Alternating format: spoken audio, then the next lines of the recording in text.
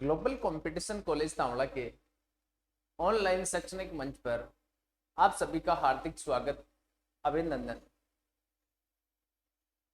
Class को शुरू करते हैं।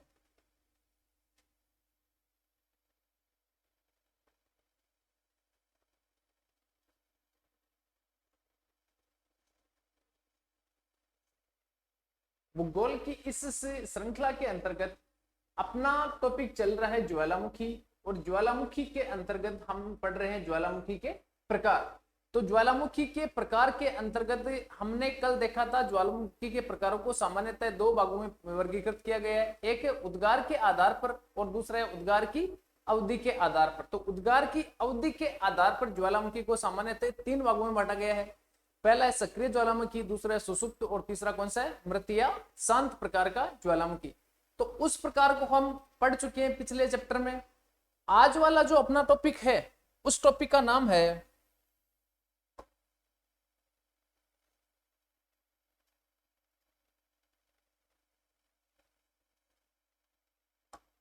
ज्वालामुखी के प्रकार। ज्वालामुखी के प्रकार, एक प्रकार का प्रकार था उसको अपन ने पढ़ लिया था। अब आज पढ़ेंगे उद्गार के आधार पे, कल पढ़ा था उद्गार की अवधि के आधार पे ज्वालामुखी के प्रकार।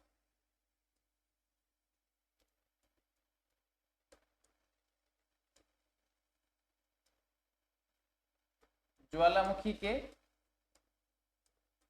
प्रकार, सामान्यतः ज्वालामुखी के प्रकारों को हम दो भागों में वर्गीकृत कर सकते हैं। पहला प्रकार है उसको बोल सकते हैं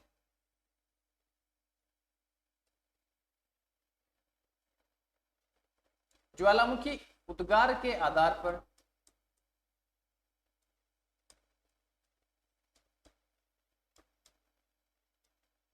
ज्वालामुखी उद्गार के आधार पर, दूसरा है उद्गार की सक्रियता के आधार पर। उद्गार की सक्रियता के आधार पर, तो लास्ट क्लास में अपन ने उद्गार की सक्रियता के आधार पर सामान्यतः तीन प्रकार के ज्वालामुखी होते हैं। पहला है सक्रिय ज्वालामुखी, दूसरा है सुसुप्त और तीसरा है शांत या मृत प्राय ज्वालामुखी। इन तीनों के बारे में अपन ने लास्ट क्लास में पढ़ लिया था। तो आज का जो अपना अध्ययन का बिंदु है उस बिंदु का नाम है उद्गार के आधार पर ज्वालामुखी के प्रकार। तो उद्गार के आधार पर ज्वालामुखी को फिर वापस दो भागों में बांट सकते हैं। पहला प्रकार है उसको बोल सकते हैं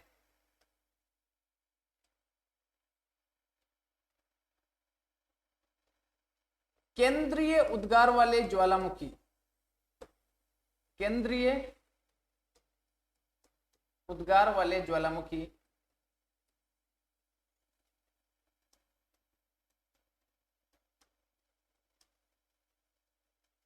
और दूसरा प्रकार उसको बोल सकते हैं दरारी उद्गार वाले ज्वालामुखी। दरारी उद्गार वाले ज्वालामुखी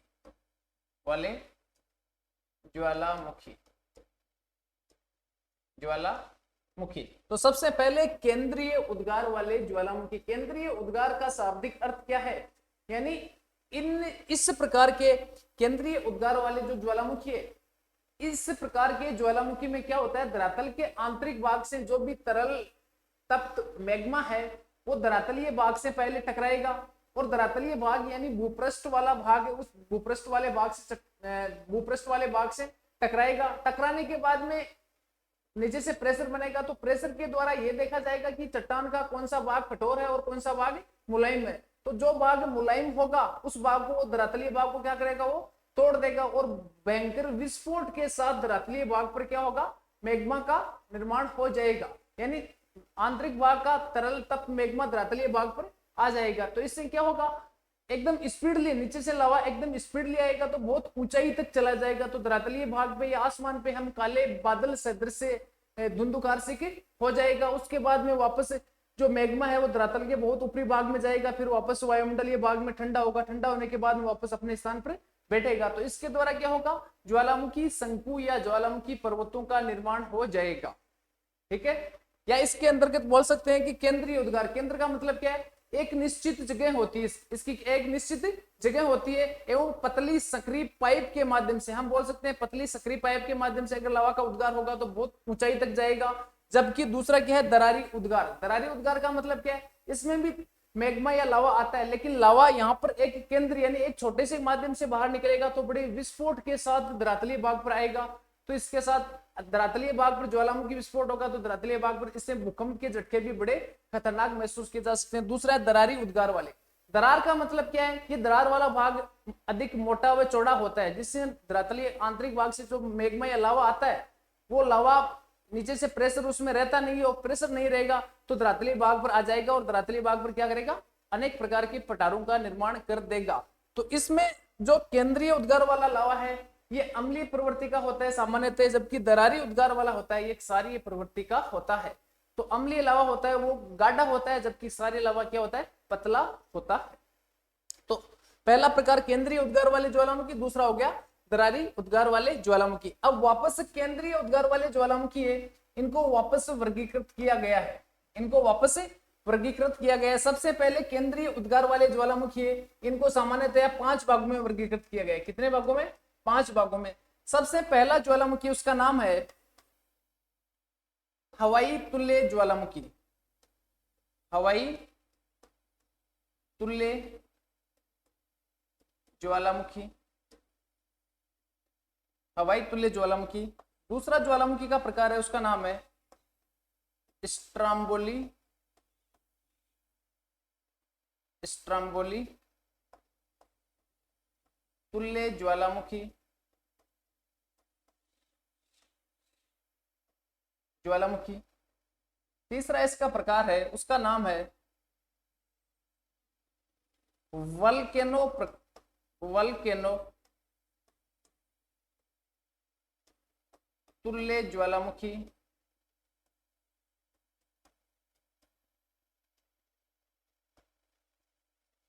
चार नंबर का जो प्रकार है उसका नाम है पीलियन तुल्य ज्वालामुखी,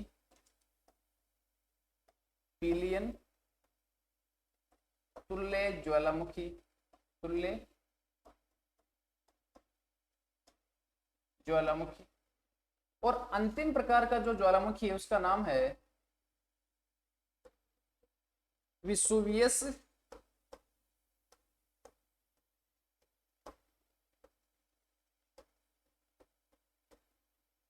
तुल्य ज्वालामुखी,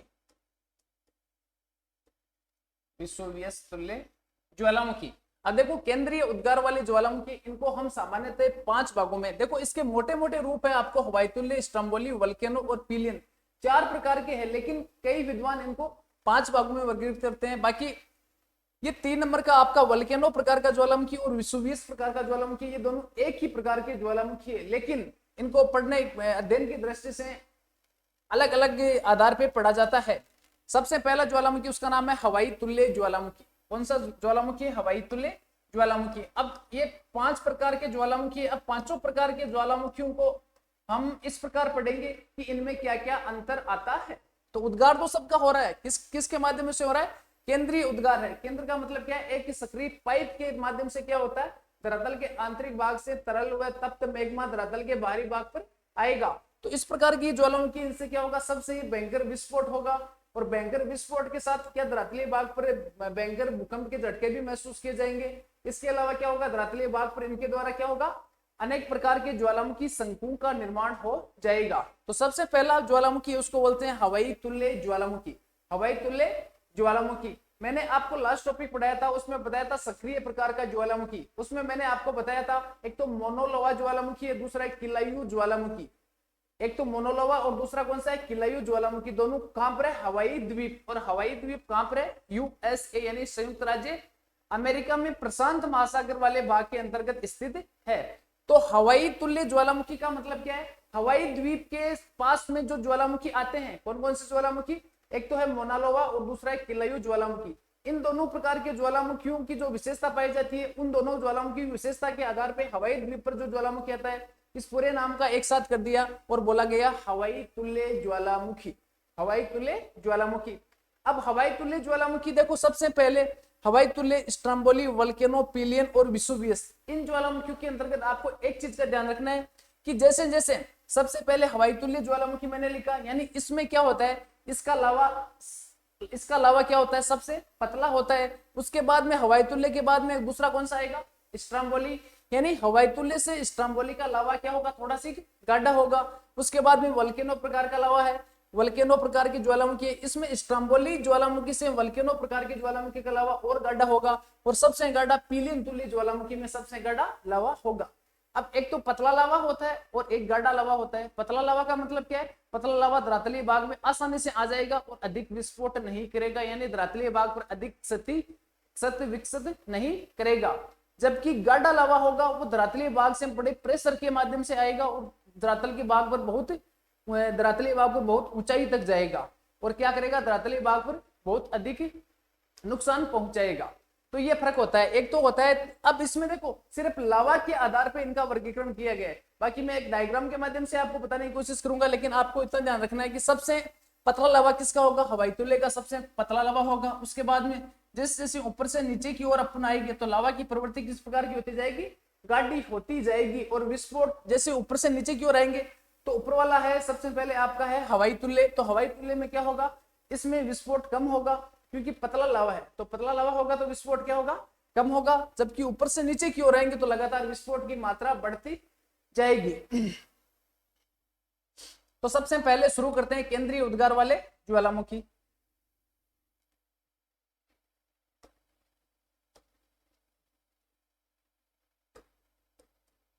ए और ए के अंदर पढ़ेंगे केंद्रीय उद्गार वाले ज्वालामुखी।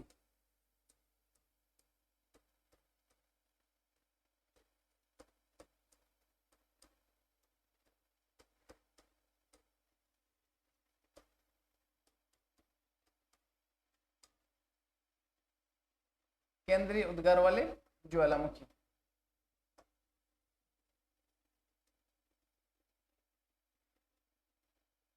केंद्रीय उद्गार वाले ज्वालामुखी। तो इसके अंतर्गत क्या होगा, इसमें लावा का उत्सर्जन किस प्रकार होगा, देखो सबसे पहले लिखते हैं इसमें लावा का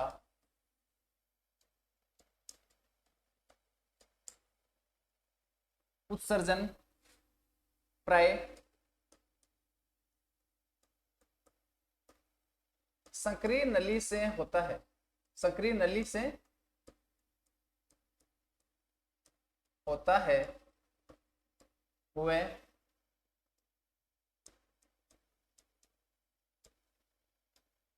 धरातलीय भाग पर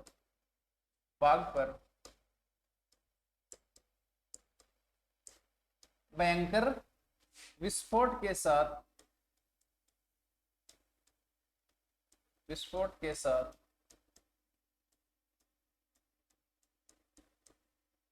उद्गार होता है। अगला पॉइंट है, इसमें मैग्मा बहुत अधिक दबाव के कारण, इसमें मैग्मा बहुत अधिक दबाव के कारण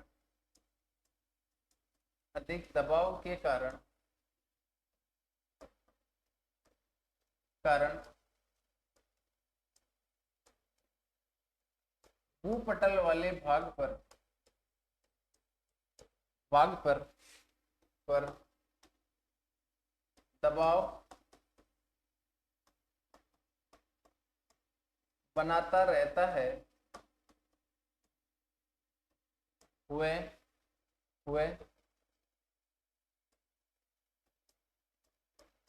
भूपटल के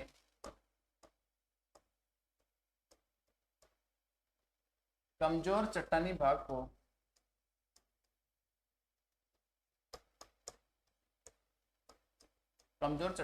को तोड़कर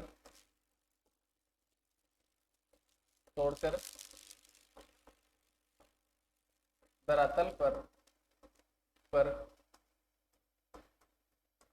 उद्गरित होता है। अगला है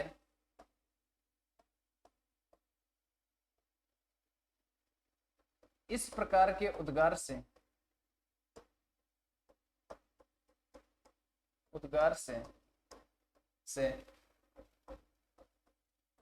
लावा व गैसें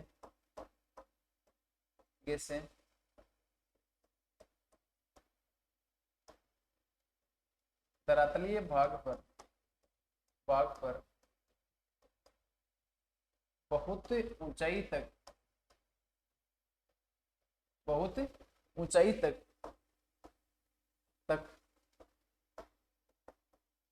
दबाव से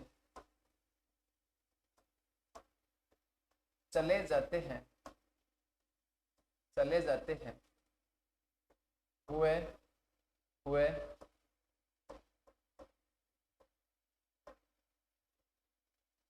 धरातलीय भाग पर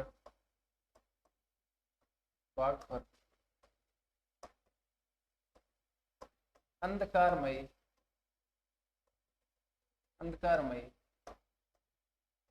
दृश्य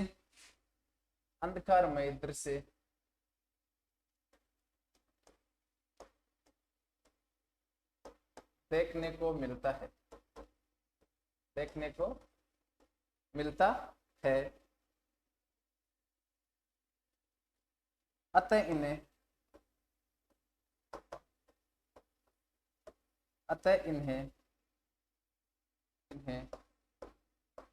विस्फोट ज्वालामुखी भी कहते हैं। विस्फोट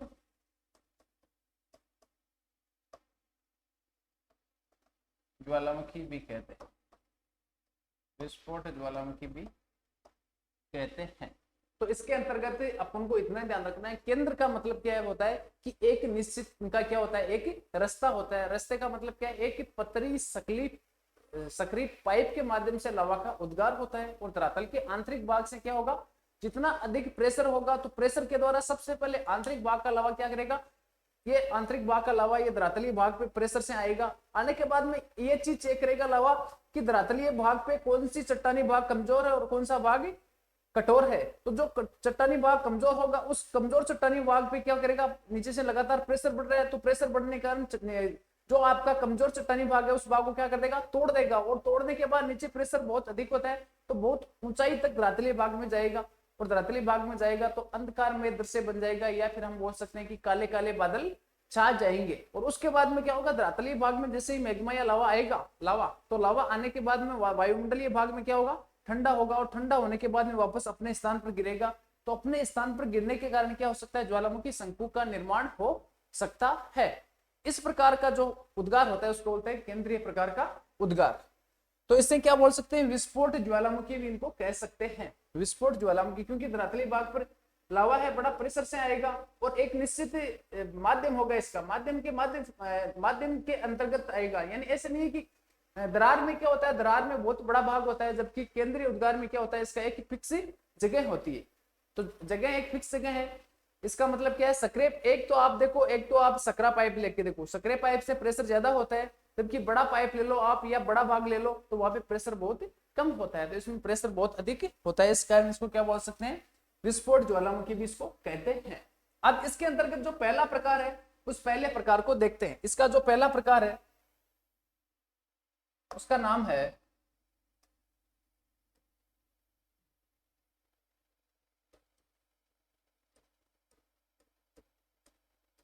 हवाई तुल्य ज्वालामुखी।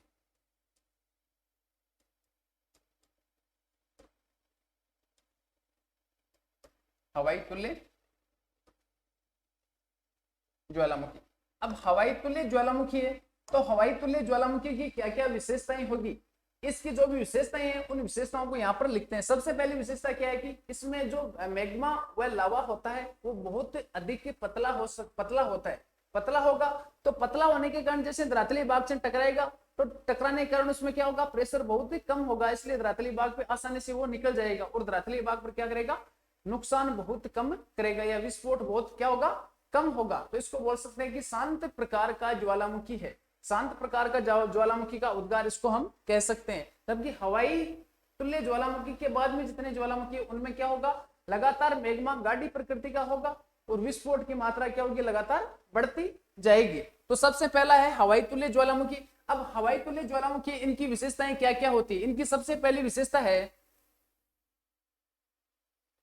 इसमें ज्वालामुखी का उद्गार, इसमें ज्वालामुखी का उद्गार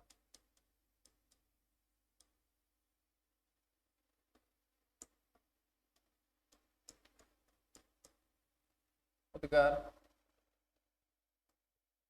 अति मंद गति से होता है, अति मंद गति से होता है, मंद गति से होता है। अगला पॉइंट है, इसमें क्या होता है, ज्वालामुखी का उद्गार क्या होता है, अति मंद गति से होता है। उसके बाद में है इसमें निकलने वाला, इससे निकलने वाला, इससे निकलने वाला लावा सामान्यतः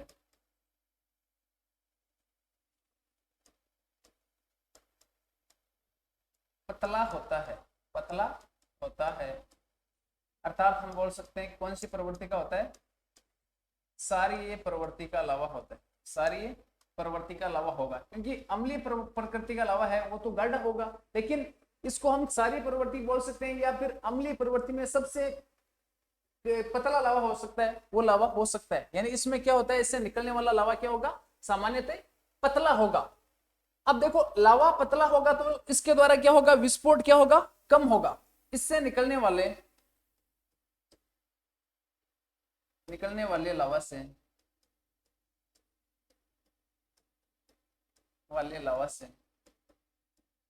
से विस्फोट कम होगा, विस्फोट कम होगा, कम होगा, क्योंकि इस प्रकार के लावा में, इस प्रकार के लावा में, लावा में गैसों की व मैग्मा की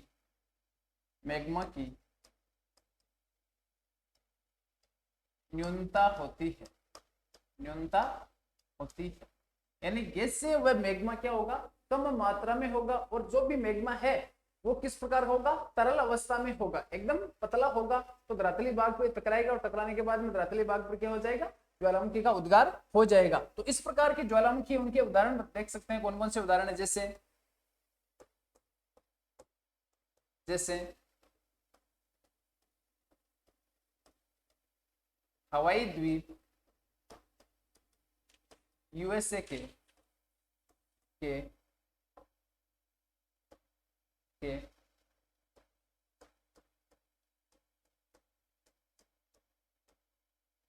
मोना लोवा व किलायू ज्वालामुखी, मोना लोवा व किलायू ज्वालामुखी। मैंने लास्ट चैप्टर में आपको बताया कि दोनों किस प्रकार की ज्वालामुखी, सक्रिय ज्वालामुखी है, सक्रिय ज्वालामुखी है। तो हवाई द्वीप पे इस प्रकार के ज्वालामुखी का उद्गार होगा तो उस पूरे द्वीप का नाम क्या हो जाएगा, हवाई तुल्य ज्वालामुखी। यानी हवाई द्वीप के ये मोना लोवा व किलायू ज्वालामुखी, इन्हीं के आधार पे इस ज्वालामुखी उद्गार का नाम हो गया हवाई तुल्य ज्वालामुखी। तो इसमें क्या ध्यान रखना है आपको कि ज्वालामुखी उद्गार होता है तो ज्वालामुखी उद्गार में पहली चीज प्रेशर कम होगा। प्रेशर कम क्यों होगा, क्योंकि इसके द्वारा जो लावा धरातली भाग पर आएगा वो पतला होगा, पतला लावा होगा, और उसमें क्या होगी, गैसों की मात्रा व मैग्मा की मात्रा कुछ क्या होगी, कम होगी। अब एक डायग्राम के माध्यम से इसको समझने की कोशिश करते हैं। हवाई तुल्य ज्वालामुखी का है,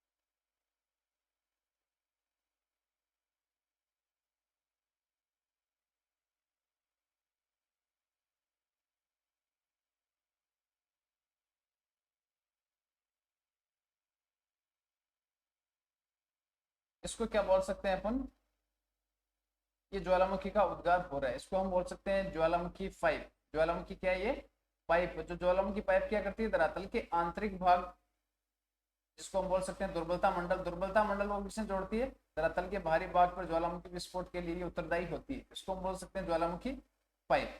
ये तो ज्वालामुखी पाइप हो गई। अब इस ज्वालामुखी पाइप के माध्यम से क्या होगा, धरातल के आंतरिक भाग से लावा निरंतर क्या होगा, धरातल के बाहरी भाग पर आता रहेगा और जमता रहेगा।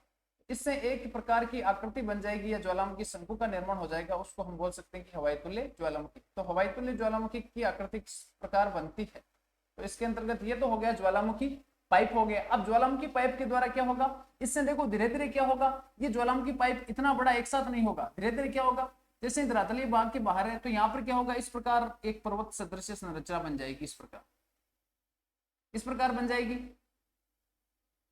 उसके बाद में क्या होगा, लगातार क्या होगा, ये आकृति बन गई। देखो यहाँ पे लावा है तो ये आकृति होगी, उसके बाद में जैसे ये लावा ऊपर आएगा तो इस प्रकार की आकृति बन जाएगी। बाद में क्या धीरे धीरे लावा लगातार ऊपर की ओर जाएगा, तो ऊपर की ओर जाएगा तो पर्वतीय भाग लगातार ऊपर की ओर जाएगा, तो इस प्रकार की स्थलाकृति हमारे को देखने को मिलती है। इस प्रकार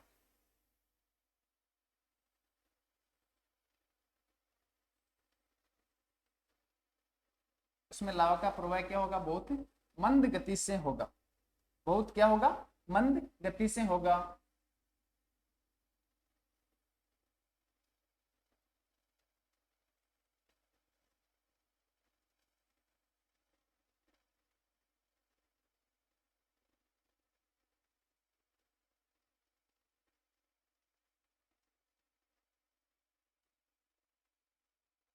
इस प्रकार को जो ज्वालामुखी बनेगा, इस प्रकार की ज्वालामुखी हम बोल सकते हैं कि हवाई तुल्य ज्वालामुखी। क्या होगा, हवाई तुल्य ज्वालामुखी, तुल्य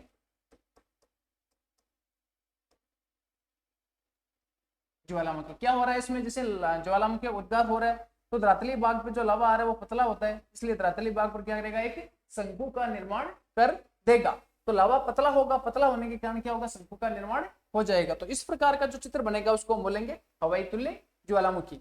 अब दूसरे प्रकार का ज्वालामुखी है, उसका नाम है स्ट्राम्बोली तुल्य ज्वालामुखी। स्ट्राम्बोली स्ट्राम्बोली तुल्य ज्वालामुखी।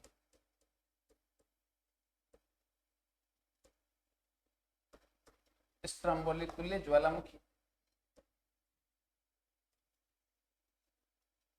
अब स्ट्राम्बोली तुल्य ज्वालामुखी, इसकी क्या विशेषता होगी, सबसे पहली विशेषता क्या है कि हवाई तुल्य ज्वालामुखी की तुलना में इसका जो मैग्मा होगा वो थोड़ा सा गाढ़ा होगा। गाढ़ा होने के कारण क्या होगा, धरातलीय भाग पर जैसे आएगा तो क्या होगा, विस्फोट करेगा, और विस्फोट के साथ धरातलीय भाग पर क्या होगा, लावा का उद्गार होगा।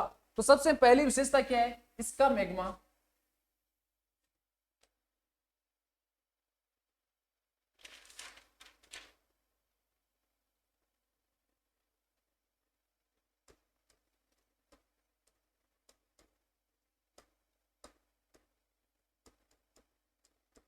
इस प्रकार के ज्वालामुखी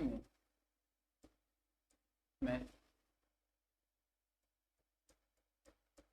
उद्गार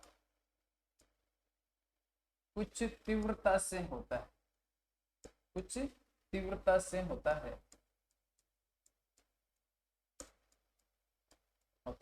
अगला पॉइंट है हवाई तुल्य ज्वालामुखी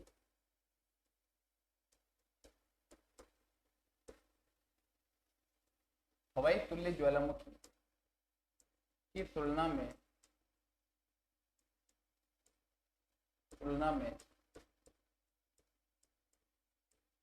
मैग्मा कुछ गाढ़ा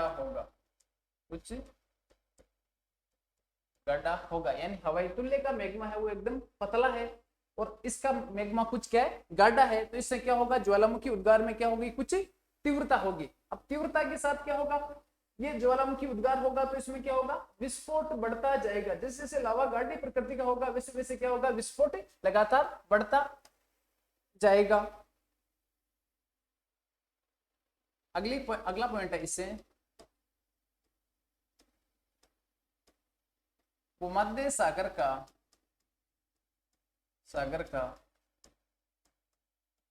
प्रकाश स्तंभ कहते हैं, प्रकाश स्तंभ कहते हैं। अगला बिंदु है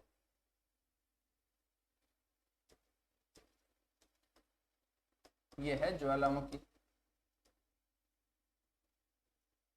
यह ज्वालामुखी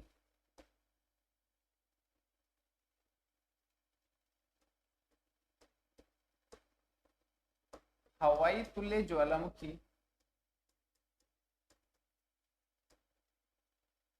हवाई तुल्य ज्वालामुखी की तुलना में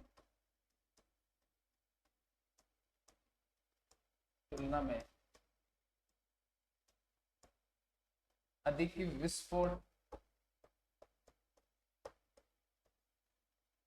विस्फोट वाला होगा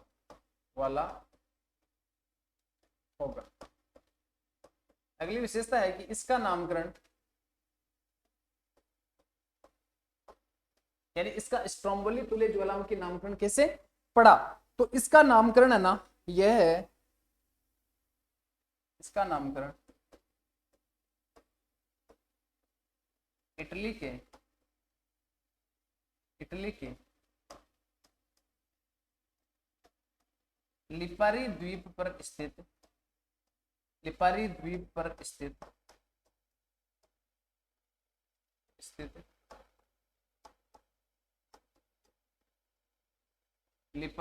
पर स्थित स्ट्रोम्बोली ज्वालामुखी से पड़ा है। स्ट्रोम्बोली ज्वालामुखी से पड़ा है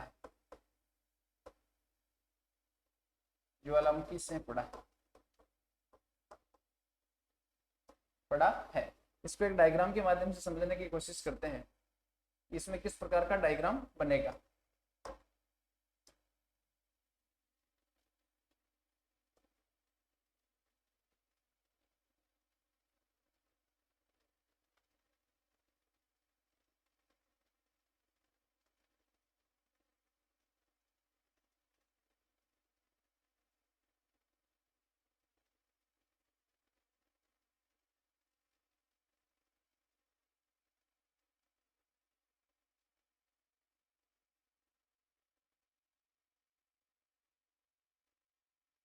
ये अपना भाग धरातली भाग हो गया। धरातली भाग के आंतरिक भाग से क्या होगा, मैग्मा व लावा का उद्गार होगा। तो मैग्मा व लावा की प्रकृति किस प्रकार की होगी, थोड़ी सी गाढ़ी प्रवृत्ति का होगा। इसलिए जैसे धरातली भाग पे आएगा तो धरातली भाग पे आने से ये मैग्मा या लावा इस प्रकार का हो जाएगा। इस प्रकार धरातली भाग में थोड़ा सी दबाव होगा, दबाव होने के कारण इस प्रकार का दिखाई देगा। आ रहा है समझ में, इस प्रकार का ये बन जाएगा। इस प्रकार धरातली भाग पे लावा गंड है तो थोड़ा सी धरातली भाग पे थोड़ा सी ऊंचाई तक जाएगा, यानी थोड़ा सी ऊंचाई तक जाएगा। सबसे पहला है हवाई तुल्य, उसमें बिल्कुल ऊंचाई तक नहीं जा रहा है, लेकिन इसमें क्या थोड़ा सी प्रेशर ज्यादा है, तो प्रेशर ज्यादा होने के कारण मैग्मा अलावा थोड़ा सी धरातली भाग पे जाएगा। तो इस प्रकार की एक आकृति बन जाएगी, इसको हम बोलेंगे स्ट्रोम्बोली तुल्य ज्वालामुखी। कौन सा है, स्ट्रोम्बोली तुल्य ज्वालामुखी। इनका वर्गीकरण किसके आधार पर किया गया, मात्र लावा के आधार पर किया गया, और कोई आधार नहीं। यानी लावा की मात्रा हवाई तुल्य में एकदम पतला है, जबकि स्ट्रोम्बोली तुल्य में क्या है, इसमें लावा गाढ़ी प्रवृत्ति का पाया जाता है। फिर तीसरा है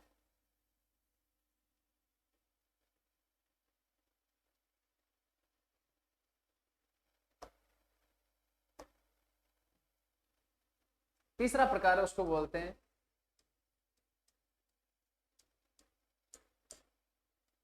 वल्केनो तुल्य ज्वालामुखी।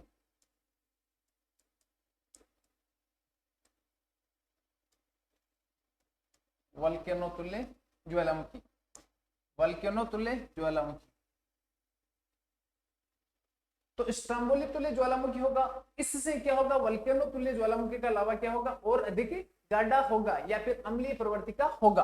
तो इसके अंतर्गत क्या होगा, स्ट्रोम्बोली तुल्य ज्वालामुखी है, इससे इसका लावा क्या होगा, थोड़ा सी गाढ़ा होगा। लावा जितना गाढ़ा होगा उतना ही प्रेशर क्या होगा, अधिक होगा। अब लावा गाढ़ा कैसे होगा, उसमें क्या होगा, सिलिका की मात्रा के आधार पर हम लावा का वर्गीकरण कर सकते हैं। यानी इसमें सिलिका की मात्रा क्या होगी, सर्वाधिक होगी। तो सर्वाधिक होगी तो धरातली भाग पे लावा आएगा तो बड़े प्रेशर से धरातली भाग पर बहुत ऊंचाई तक जाएगा। तो धरातली भाग में बहुत ऊंचाई तक जाएगा तो धरातलीय भाग में मैग्मा का प्रसार हो जाएगा, तो वो एक फूल गोभी के सदृश बन जाएगा। तो इसको बोल सकते हैं वल्केनो प्रकार का ज्वालामुखी है। इसका जो विस्फोट होता है तो धरातल का भाग है, यानी धरातलीय भाग के ऊपर क्या हो जाएगा, एक फूल गोभी सदृश संरचना बन जाएगी। तो यह है वल्केनो प्रकार की ज्वालामुखी की विशेषता। यानी वल्केनो प्रकार का ज्वालामुखी है, यह ज्वालामुखी क्या होगा, इसमें लावा का उद्गार क्या होगा, स्ट्रम्बोली तुल्य ज्वालामुखी की तुलना में लावा का उद्गार क्या होगा, बहुत अधिक होगा। तो चलो इसको लिखते हैं। इसके अंतर्गत क्या है, इस प्रकार का ज्वालामुखी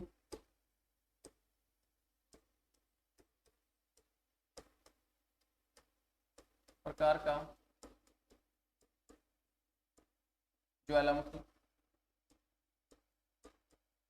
भयंकर विस्फोट के साथ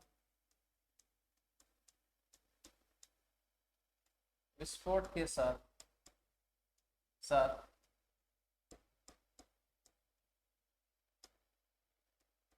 धरातलीय भाग पर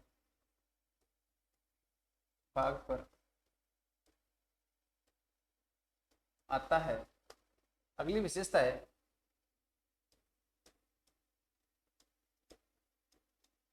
इस प्रकार के ज्वालामुखी में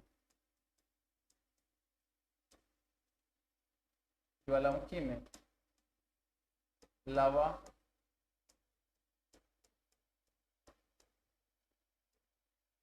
गाड़ी प्रवृत्ति का होता है,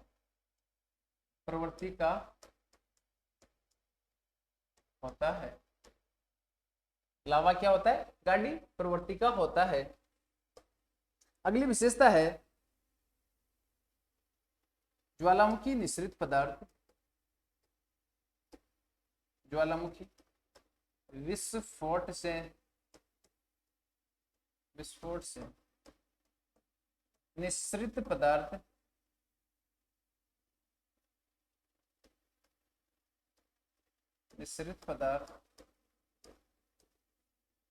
फूल गोभी सदृश से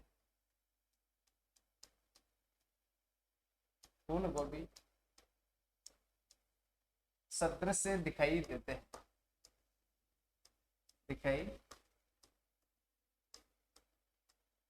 इसकी विशेषता यही है कि फूल गोभी सदृश से किस प्रकार का ज्वालामुखी दिखाई देता है। तो वल्केनो तुल्य ज्वालामुखी है, ये फूल गोभी सदृश से क्या होता है, ये दिखाई देता है। अगला नाम है इसका नामकरण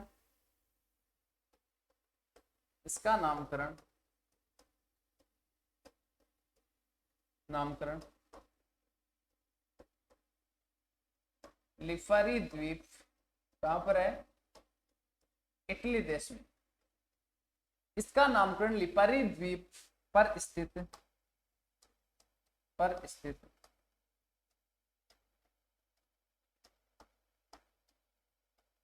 वल्केनो ज्वालामुखी के आधार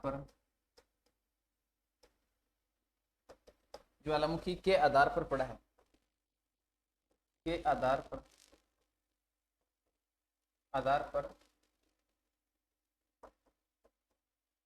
पड़ा है।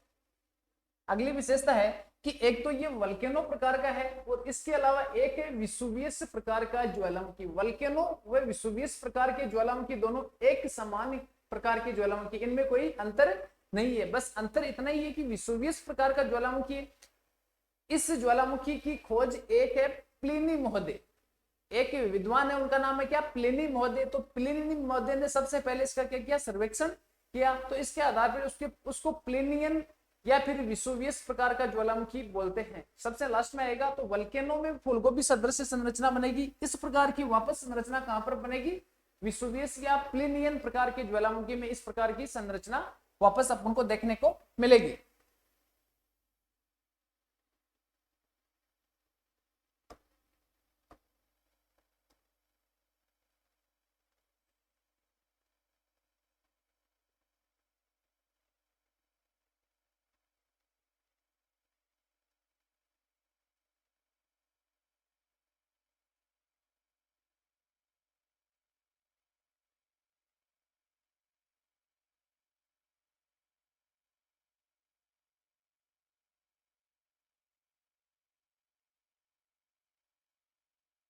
अब इसमें क्या होगा, जैसे ये क्या है, ज्वालामुखी में लावा का उद्गार होगा तो उद्गार होने के बाद में लगातार ज्वालामुखी का मैग्मा है तो वो किस प्रकार का, गाढ़ी प्रवृत्ति का है, तो धरातली भाग पे क्या करेगा, एक ही शंकु का निर्माण कर लेगा। एवं बाद में क्या होगा कि इसमें विस्फोट होगा, तो विस्फोट के कारण एक फूल गोभी के सदृश संरचना बन जाएगी यहाँ पर इस प्रकार।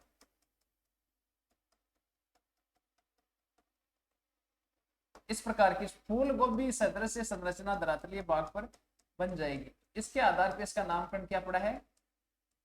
फूल गोभी सदृश संरचना इसलिए बोलते हैं इसको।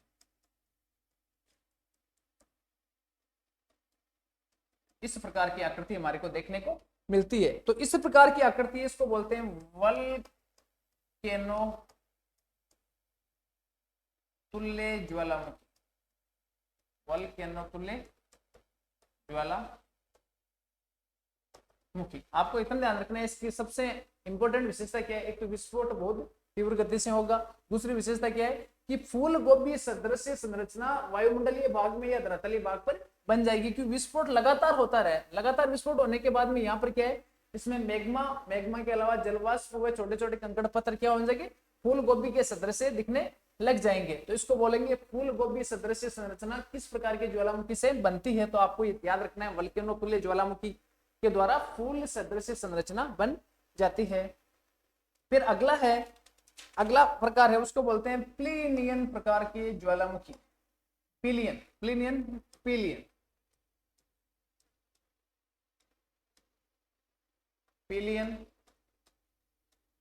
तुल्य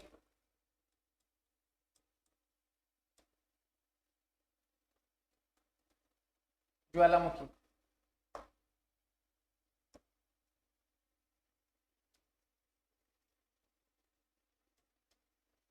सबसे पहली विशेषता क्या है इसकी?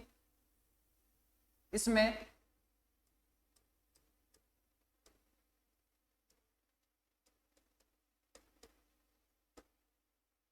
ज्वालामुखी उद्गार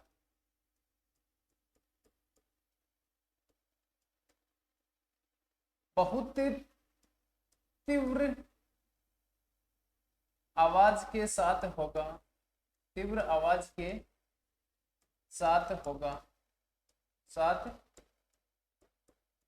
होगा। यानी इसमें क्या है, ज्वालामुखी उद्गार क्या होगा? बहुत तीव्र आवाज के साथ होगा। क्योंकि इससे पहले अपन ने पढ़ा था उस ज्वालामुखी और इस ज्वालामुखी में फर्क क्या है कि वल्केनो प्रकार के ज्वालामुखी से पीलियन प्रकार के ज्वालामुखी का लावा क्या है, वो अधिक गाढ़ा होगा। तो लावा जितना गाढ़ा होगा उतना क्या करेगा? भयंकर विस्फोट के साथ धरातलीय भाग के ऊपर आएगा, धरातलीय भाग पर उद्गित होगा या धरातलीय भाग के ऊपर आएगा। तो इससे क्या होगा? ज्वालामुखी उद्गार बहुत तीव्र आवाज के साथ होगा। अगला है ये अत्यंत विनाशकारी ज्वालामुखी होते हैं। विनाशकारी ज्वालामुखी होते हैं। अगली विशेषता है कि ये पीलियन तुल्य ज्वालामुखी किसके आधार पे, इसका नामकरण किस आधार पे पड़ा है? तो एक होता है मार्टिनिक द्वीप, यानी कैरिबियन सागर है। कैरिबियन सागर के अंतर्गत एक तरफ आता है उत्तरी अमेरिका और नीचे आता है क्या? दक्षिणी अमेरिका। उनके बीच वाला भाग उसको बोलते हैं कैरिबियन सागर। तो कैरिबियन सागर है, वहां पे एक द्वीप है उसको बोलते हैं मार्टिनिक द्वीप। वहां पर एक पीली ज्वालामुखी पाई जाती है। क्या?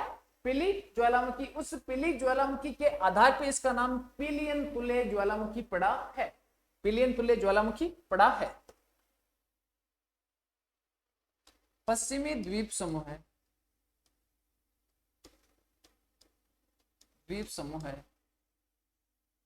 या बोल सकते हैं कैरिबियन सागर। कैरिबियन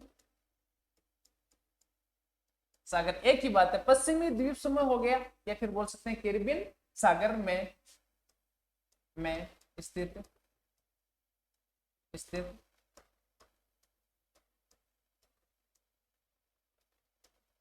मार्टिनिक द्वीप पर पीली ज्वालामुखी के आधार पर इसका नामकरण पड़ा है। नामकरण पड़ा है। इसकी सबसे वेरी इंपॉर्टेंट विशेषता क्या है कि एक तो क्या होता है, भयंकर विनाशकारी ज्वालामुखी है और सबसे तीव्र विस्फोट के साथ उद्गित होता है। अगला है पीली ज्वालामुखी, कहां पर पाई जाती है? पश्चिमी द्वीप समूह, या फिर बोल सकते हैं कैरिबियन सागर में। यहाँ पे एक द्वीप, उसका नाम क्या है? मार्टिनिक द्वीप। मार्टिनिक द्वीप पर पीली ज्वालामुखी के आधार पे इसका पूरा नाम क्या पड़ेगा, पिलियन तुल्य ज्वालामुखी इसका नाम पड़ गया है। एक इसका दूसरा उदाहरण है, जैसे एक तो ये उदाहरण हो गया, ये उदाहरण हो गया, उदाहरण के आधार पे पहला कौन सा हो गया, पीली ज्वालामुखी। एक दूसरा उदाहरण है, उसका नाम है इंडोनेशिया का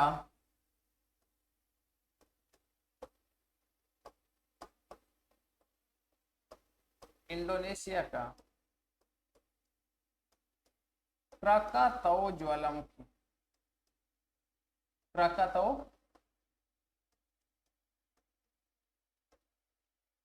क्राकाताओ ज्वालामुखी मैंने आपको बताया था, उद्गार के सक्रियता के आधार पर उसमें था प्रसुप्त प्रकार का ज्वालामुखी। इंडोनेशिया का कौन सा है, क्राकाताओ ज्वालामुखी। इसमें भी क्या होता है, भयंकर विस्फोट होता है। तो पिलियन तुल्य ज्वालामुखी और क्राकातोव ज्वालामुखी, इन दोनों में क्या होता है, एक समान विस्फोट होता है और धरातली भाग पर क्या होगा, बहुत अधिक विकसित धरातली भाग को ये कर देगा।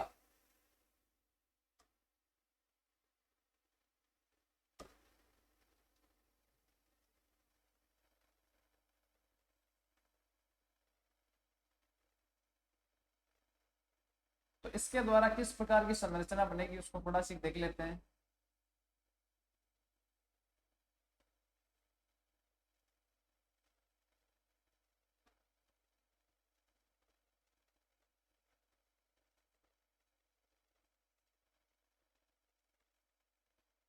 ये है, इसको बोलते हैं मैग्मा पाइप। अब मैग्मा पाइप के माध्यम से क्या होगा, धरातली भाग पर क्या होगा, मैग्मा का लगातार क्या होगा, उद्गार होगा। तो मैग्मा का उद्गार किस प्रकार का होगा, पिछले में किस प्रकार का, फूलगोभी सदृश था, लेकिन इसमें ज्वालामुखी का उद्गार है, उसके उद्गार की कोई निश्चित डायरेक्शन नहीं है। इस प्रकार हो जाएगा उद्गार, इस प्रकार आकृति बन जाएगी, इस प्रकार की आकृति बन जाएगी। उसको हम बोलेंगे कौन से प्रकार का है, पिलियन तुल्य ज्वालामुखी है। इसको बोलेंगे पिलियन तुल्य ज्वालामुखी, पिलियन तुल्य ज्वालामुखी।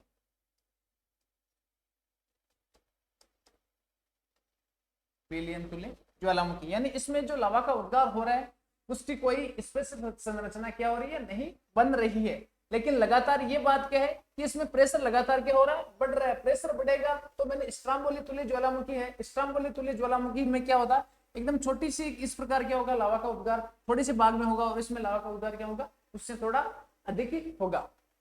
अगला है, लास्ट है, उसको बोल सकते हैं अपन विसुवियस प्रकार के ज्वालामुखी। 5वें नंबर की ज्वालामुखी उसको बोल सकते हैं विसुवियस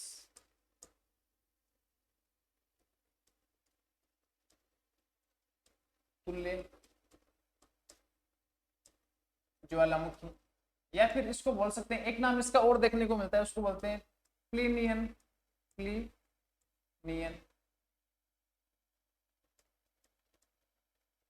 तुल्य ज्वालामुखी, प्लिनियन तुल्य ज्वालामुखी। तो विसुवियस प्रकार के ज्वालामुखी है, या फिर उसका दूसरा नाम क्या है, प्लिनियन तुल्य ज्वालामुखी। प्लिनियन तुल्य ज्वालामुखी इसका नामकरण कैसे पड़ा, कि प्लिनी महोदय ने सबसे पहले इस ज्वालामुखी के बारे में बताया।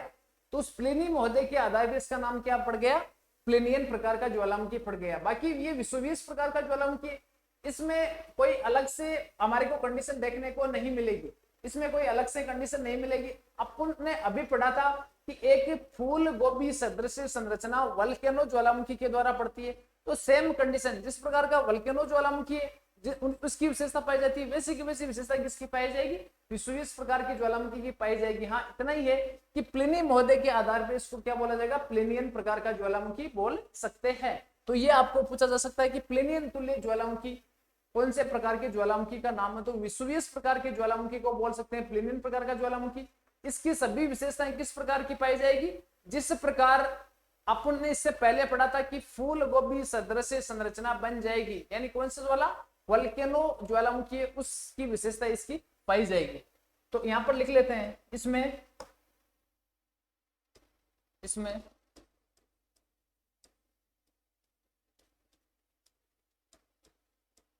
वल्केनो तुल्य ज्वालामुखी, वल्केनो तुल्य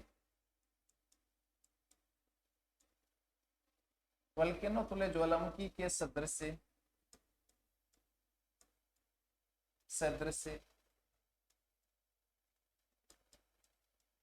फूल गोभी की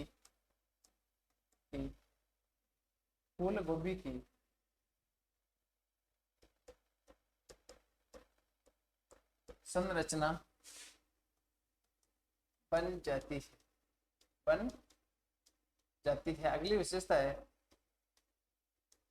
इसका सर्वेक्षण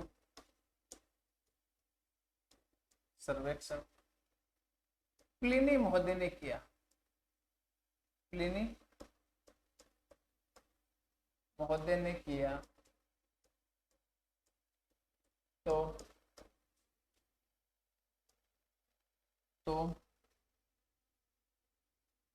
प्लिनी महोदय ने किया तो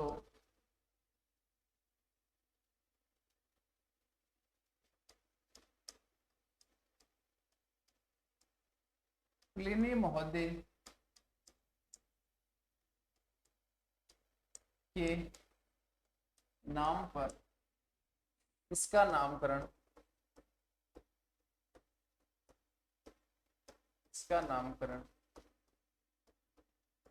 प्लिनियन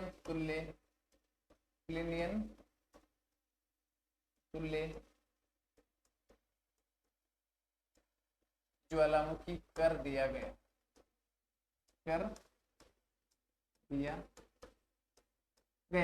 अब इस प्रकार का ज्वालामुखी कहां पर हमारे को देखने को मिलता है, एक उदाहरण लिख लेते हैं। जैसे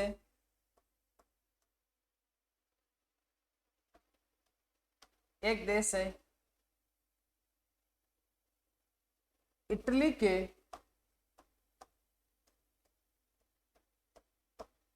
नेपल्स नगर में स्थित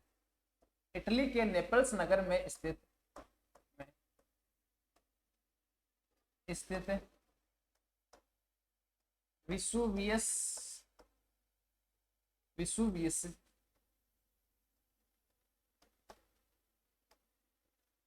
ज्वालामुखी के आधार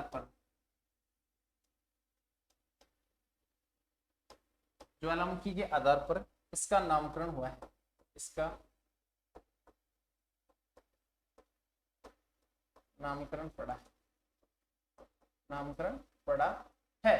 तो ये तो हो गए केंद्रीय उद्गार वाले ज्वालामुखी। आपको इसमें विशेषता कि विसुवियस या प्लिनियन तुल्य ज्वालामुखी है, इसको आपको ध्यान तो रखना है। लेकिन इसमें ऐसा पूछा जाएगा कि प्लिनी महोदय के अनुसार प्लिनी महोदय ने कौन से ज्वालामुखी के बारे में अध्ययन किया, तब आपको ध्यान रखना है कि विसुवियस प्रकार का ज्वालामुखी है या फिर उसका दूसरा नाम क्या है, प्लिनियन तुल्य ज्वालामुखी। बाकी इसकी जो विशेषता है वो पूरी की पूरी विशेषता वल्केनो प्रकार का ज्वालामुखी, मैंने आपको अभी कुछ देर पहले बताया था, वल्केनो प्रकार का ज्वालामुखी है, उसके सदृश इसकी क्या होती है, संपूर्ण विशेषताएं इसकी और उसकी क्या होती है, एक समान देखने को मिलती है।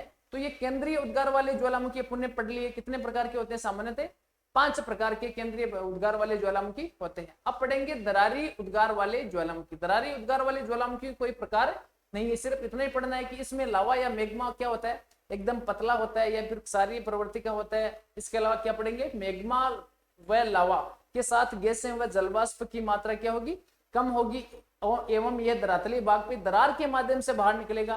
तो इसके द्वारा सामान्यतः क्या होगा, ज्वालामुखी पठारों का निर्माण हो जाएगा। बाकी इसमें कोई अलग से विशेषता इसकी नहीं है। तो ए नंबर पढ़ा था केंद्रीय उद्गार वाले। अब बी नंबर पढ़ेंगे, उनका नाम है बी। ए में केंद्रीय उद्गार हो गया, अब हो गया दरारी उद्गार। दरारी उद्गार वाले ज्वालामुखी।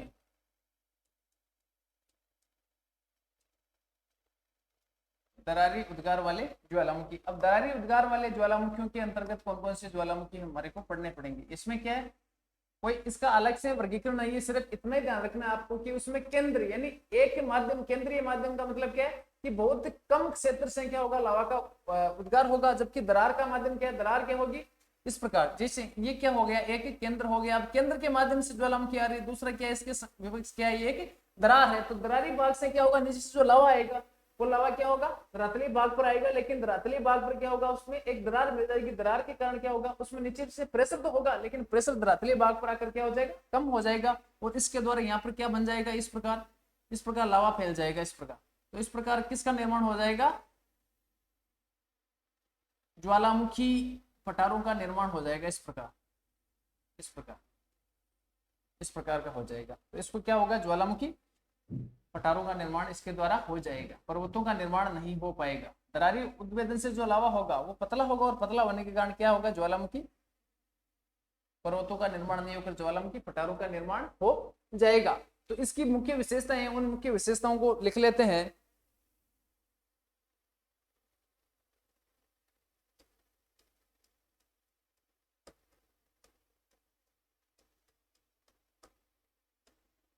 जब लावा व गैसें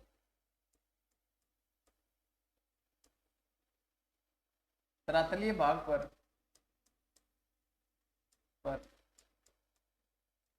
एक दरार के माध्यम से दरार के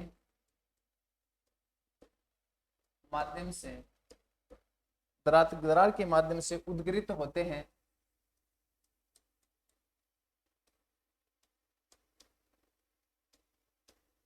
पहली विशेषता क्या है, लावा व गैसें क्या होगी, धरातलीय भाग पर एक दरार के माध्यम से क्या होगी, उद्गिरित होती है,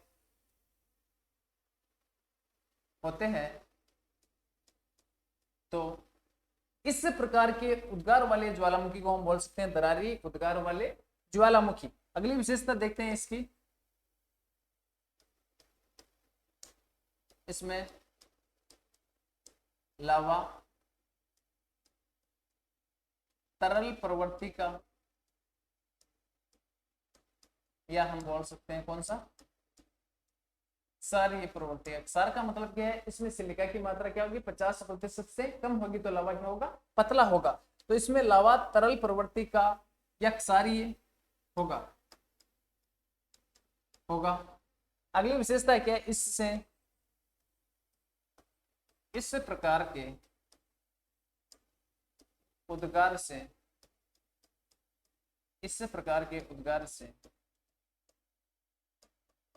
ज्वालामुखी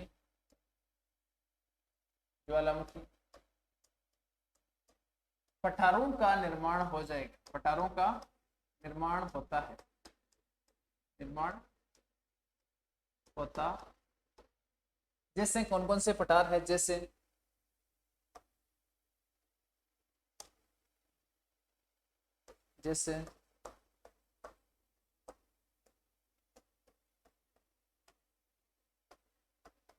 कोलंबिया का पठार कहां पर है, यूएसए संयुक्त राज्य अमेरिका में स्थित है। इसके अलावा है दक्कन का पठार कहां पर स्थित है, भारत में स्थित है दक्कन का पठार। हम राजस्थान को पढ़ते हैं तो राजस्थान में दक्षिणी पूर्वी पठारी प्रदेश, राजस्थान का वर्गीकरण करते हैं, राजस्थान का भौगोलिक स्वरूप पढ़ते हैं तो भौतिक स्वरूप उसके अंतर्गत आता है दक्षिणी पूर्वी पठारी प्रदेश। तो दक्षिणी पूर्वी पठारी प्रदेश वह दक्कन के पठार का एक भाग है, तो दक्कन के पठार है, इस दक्कन के पठार या फिर कोलंबिया का पठार, ये उत्तरी अमेरिका में स्थित है, संयुक्त राज्य अमेरिका या उत्तरी अमेरिका में स्थित है। इस प्रकार के जितने भी पठार है उन पठारों का निर्माण किसके द्वारा होता है, दरारी उद्गार के द्वारा होता है। देखो इसके अंतर्गत क्या होगा, ये अपना क्या है, धरातलीय भाग है, ये अपना क्या है, धरातलीय भाग है। अब इस धरातलीय भाग के ऊपर क्या होगा, मैग्मा या लावा आएगा धरातल के आंतरिक भाग से इस प्रकार। तो मैग्मा व लावा किस प्रकार का होगा, पतला होगा इस प्रकार। तो पतली चीज हमेशा क्या होती है, अधिक दूर तक क्या हो जाएगी, प्रसारित हो जाएगी इस प्रकार। जैसे मैग्मा व लावा आएगा तो बहुत अधिक दूर तक क्या हो जाएगा, इसका विस्तार हो जाएगा या इसका फैलाव हो जाएगा। तो इस प्रकार की एक आकृति हमारे को देखने को मिलती है, इस प्रकार की आकृति, उसको हम क्या बोलेंगे कि ज्वालामुखी का क्या हो रहा है, इस प्रकार की आकृति हमारे को देखने को मिलती है, इस प्रकार की। तो पतला लावा होगा, लावा जितना गाढ़ा होता है उतना ही क्या होता है, एक स्थान पर क्या होता है, संग्रहित हो जाता है। उसके द्वारा क्या होता है, बड़े बड़े ज्वालामुखी शंकु या ज्वालामुखी पर्वतों का निर्माण होगा। जबकि जो दरारी उद्गार वाला जो भी मैग्मा व लावा है वो धरातल के बाहरी भाग पर आएगा, और पतला होने के कारण धरातलीय भाग पर क्या हो जाएगा, फैल जाएगा। और किसके द्वारा किसका निर्माण हो जाएगा, इसके द्वारा क्या होगा, पठारों का निर्माण। ये क्या हो गए, पठारों का निर्माण, पठारों का क्या हो जाएगा, निर्माण हो जाएगा। तो एक तो ज्वालामुखी शंकु या ज्वालामुखी पर्वत का निर्माण होता है केंद्रीय उद्गार वाले ज्वालामुखियों के द्वारा, जबकि दरारी उद्गार वाले ज्वालामुखी इनके द्वारा क्या हो सकता है, ज्वालामुखी पठारों का निर्माण हो सकता है। अब थोड़ा सा इसको वापस देख लेते हैं। आज की क्लास को हमने शुरू किया था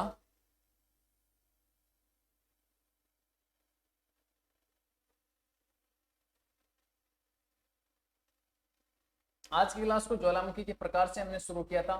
तो उद्गार की सक्रियता के आधार पर ज्वालामुखी के प्रकार है, ये तो अपने लास्ट क्लास में पढ़ लिया था। आज का अपना अध्ययन का बिंदु था वो था उद्गार के आधार पे, और उद्गार के आधार पे सबसे पहले पढ़ा था आपने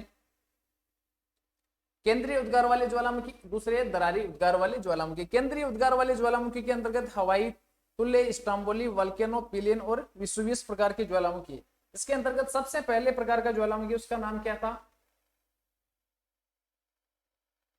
सबसे पहले केंद्रीय उद्गार। केंद्रीय उद्गार का मतलब क्या होता है, यानी एक पतली सकली पतली व सकड़ी पाइप के माध्यम से क्या होता है, लावा का उद्गार होगा, धरातली भाग पर होगा।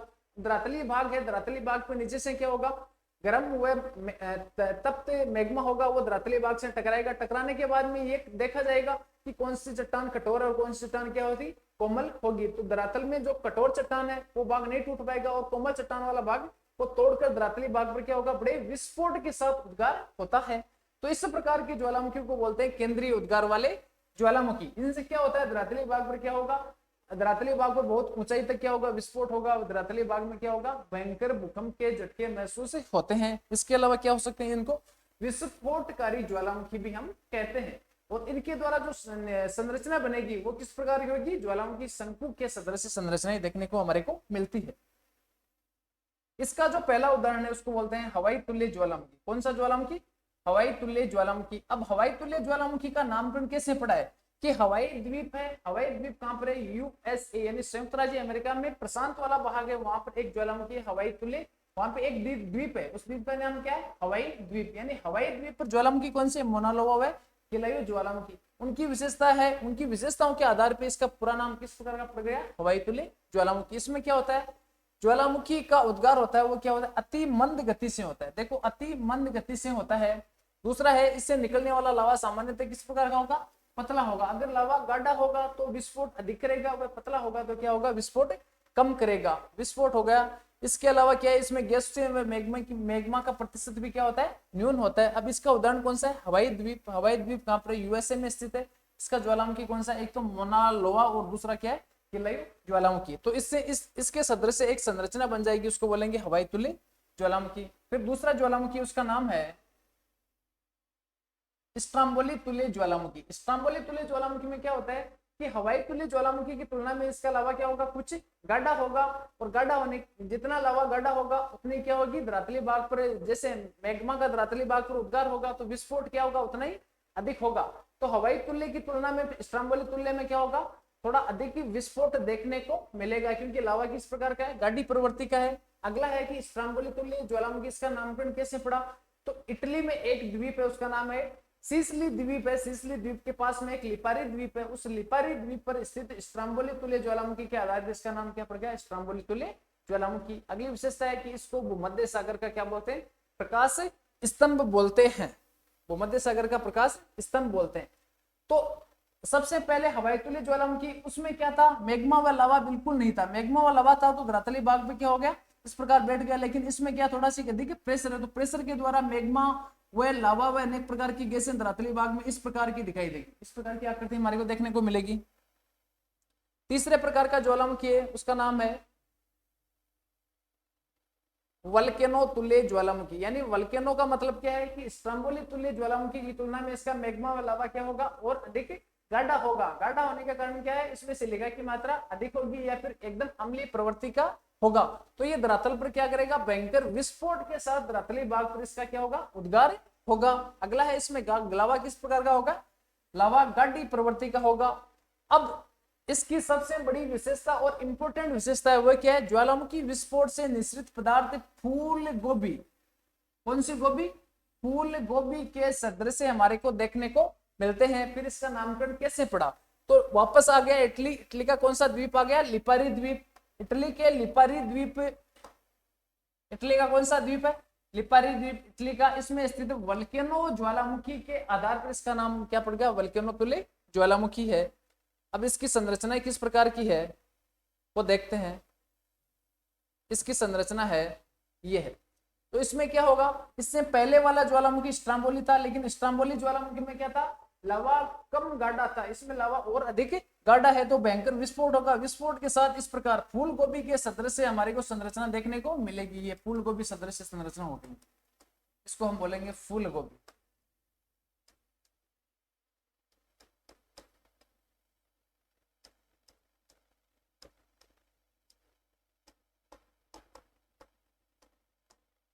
फूल गोभी सदृश संरचना, ये हो गई वल्केनो तुल्य ज्वालामुखी। इससे आगे वाला ज्वालामुखी है, उसका नाम है पेलियन तुल्य ज्वालामुखी। पेलियन तुल्य ज्वालामुखी यानी इसमें क्या होगा? ज्वालामुखी का उद्गार बहुत तीव्र आवाज व विस्फोट के साथ होगा, और ये अत्यंत क्या होंगे? विनाशकारी ज्वालामुखी होंगे। इसके अलावा विशेषता क्या है? इस प्रकार के ज्वालामुखी हमारे को पश्चिमी द्वीप समूह या फिर इसको बोल सकते हैं कैरिबियन सागर, यानी कैरिबियाई सागर। यहाँ पर एक द्वीप है, उस द्वीप का नाम क्या है? मार्टिनिक द्वीप। मार्टिनिक द्वीप पे एक ज्वालामुखी, उसका नाम क्या है? पीली ज्वालामुखी। इसके आधार पर इसका नाम क्या पड़ गया? पेलिनियन ज्वालामुखी। एक है पेलिनियन तुल्य ज्वालामुखी है, इसके सदृश विस्फोट हमारे को इंडोनेशिया देश है, इंडोनेशिया देश में एक ज्वालामुखी, उसको बोलते हैं क्राकातोव ज्वालामुखी। यहाँ पर भी इस प्रकार का हमारे को विस्फोट देखने को मिलता है। तो ये ज्वालामुखी कौन सा है? पेलियन तुल्य ज्वालामुखी। इसकी कोई विशेष आकृति नहीं बनती, लेकिन ज्वालामुखी से विस्फोट होगा तो वो विस्फोट क्या होगा? धरातलीय भाग पर बहुत अधिक ऊंचाई तक होगा। जितना अधिक ऊंचाई पर विस्फोट होगा उतना ही उसमें क्या होगा? लावा की मात्रा क्या होगी? अधिक होगी। तो ये इस प्रकार का ज्वालामुखी, इस प्रकार के ज्वालामुखी हम क्या बोलेंगे? पेलियन तुल्य ज्वालामुखी। अगला है, अगले ज्वालामुखी का नाम है विसुवियस तुल्य ज्वालामुखी, या फिर इसका एक नाम और मिलता है, उसका नाम है प्लिनियन तुल्य ज्वालामुखी। प्लिनियन तुल्य ज्वालामुखी। तो इसमें एक सबसे पहली चीज क्या है कि प्लिनियन तुल्य ज्वालामुखी एक व्यक्ति विशेष के आधार पर इसका नामकरण किया गया है। सबसे पहली विशेषता क्या है? इस प्रकार के ज्वालामुखी का नामकरण व्यक्ति विशेष के आधार पर किया गया है, और व्यक्ति विशेष का नाम क्या है? प्लिनी महोदय। प्लिनी महोदय ने विसुवियस प्रकार के ज्वालामुखी का सबसे पहले सर्वेक्षण किया। तो विसुवियस ज्वालामुखी का दूसरा नाम देखने को मिलता है प्लिनियन तुल्य ज्वालामुखी। बाकी इसकी विशेषता है वो पूरी की पूरी वल्केनो प्रकार के ज्वालामुखी के समान इसकी क्या विशेषता देखने को मिलती है। यानी वल्केनो प्रकार का ज्वालामुखी है, उसकी आकृति क्या होगी? उसमें लावा होगा, वो बहुत अधिक गाढ़ा होगा। गाढ़ा होने के कारण धरातलीय भाग पर क्या करेगा? धरातलीय भाग पर अत्यंत विनाशकारी होगा। इसके साथ क्या है? धरातलीय भाग पर जैसे लावा का उद्गार होगा तो फूल गोभी सदृश संरचनाएं बन जाती है। वैसे की वैसी संरचनाएं इसके द्वारा बनती है। देखो फूल गोभी सदृश इसकी क्या बन जाएगी? संरचना बन जाएगी। अगला है, इसका सर्वेक्षण सबसे पहले प्लिनी महोदय ने किया, तो इसको प्लिनी महोदय के आधार पर इसका नामकरण क्या पड़ गया? प्लिनियन तुल्य ज्वालामुखी, इसका नामकरण पड़ गया। अगला है इटली के नेपल्स नगर। वापस आ गया देश कौन सा? इटली। इटली का नगर कौन सा है? नेपल्स नगर में स्थित कौन सा है? विसुवियस ज्वालामुखी के आधार पर इसका नाम बन गया विसुवियस तुल्य ज्वालामुखी। ये तो हो गए दरारी उद्गार वाले ज्वालामुखी। अब इसके बाद में है ये तो केंद्रीय उद्गार वाले, सॉरी, जबकि ये है दरारी उद्गार वाले ज्वालामुखी। दरारी उद्गार वाले ज्वालामुखी में क्या होगा? इसमें जो लावा होगा, लावा या मैग्मा, वो क्या होगा? पतला होगा। वह गैसों का अनुपात केंद्रीय उद्गार की तुलना में क्या होगा? कम होगा। अगर बराबर का होगा तो एक तो सक्रिय पाइप के माध्यम से, यानी एक केंद्र के माध्यम से लावा का उद्गार हो रहा है, और इसमें क्या होगा? एक दरार के माध्यम से। दरार क्या हो सकती है? बहुत अधिक चौड़ी हो सकती है। तो दरार वाले माध्यम से जैसे मैग्मा बड़ी स्पीडली आएगा, आने के बाद धरातलीय भाग में आसानी से क्या हो जाएगा? फैल जाएगा, और क्या करेगा? पठारों का निर्माण कर देगा। तो इसमें लावा क्या होगा? तरल प्रवृत्ति का होगा, या उसको बोल सकते हैं क्या? क्षारी का आधार वर्गीकरण किस आधार पर किया गया? सिलिका के आधार पर, यानी सिलिका की मात्रा 50% से कम होगी, उस प्रकार के लावा को हम बोलेंगे क्षारीय लावा। अब इसके उदाहरण कौन कौन से इसके उदाहरण देखने को मिलते हैं? एक तो कोलंबिया का पठार, कहां पर स्थित है? संयुक्त राज्य अमेरिका में। इसके अलावा एक दक्कन का पठार, भारत में स्थित है। यानी जितने भी पठार है उन सभी पठारों का निर्माण दरारी उद्गार वाले ज्वालामुखियों के आधार पर माना जाता है। और जितने भी ऊंचे ऊंचे पर्वत है जिनको हम ज्वालामुखी शंकु या फिर ज्वालामुखी पर्वत बोलते हैं, उन सभी का निर्माण केंद्रीय उद्गार वाले ज्वालामुखियों से माना जाता है। क्योंकि ये दरारी उद्गार वाले ज्वालामुखी है, इसमें मात्रा किसकी होती है? ये क्षारीय प्रकार का होगा, जबकि केंद्रीय उद्गार वाले ज्वालामुखी वो किस प्रकार का होगा, अम्लीय प्रवृत्ति का होगा। तो अम्लीय भाग, अम्लीय प्रवृत्ति का लावा होगा, उसमें सिलिका की मात्रा अधिक होगी, वो गाढ़ा होगा। तो गाढ़ा होने के बाद जैसे मेघमा धरातली बाहर भाग पर आता है और अपने स्थान पर क्या होता है, जमा होता जाता है। तो इसके द्वारा क्या हो जाएगा, एक विशाल पर्वत का रूप धारण कर लेगा। जबकि इसका लावा क्या होगा, पतला होगा। पतला होने के कारण धरातली भाग पर क्या हो जाएगा, बहुत अधिक लंबाई तक फैल जाएगा। तो इसके द्वारा धरातलीय भाग पर पठारों का निर्माण हो जाएगा। तो आज के टॉपिक को मैं यही समाप्त करता हूं। थैंक्स।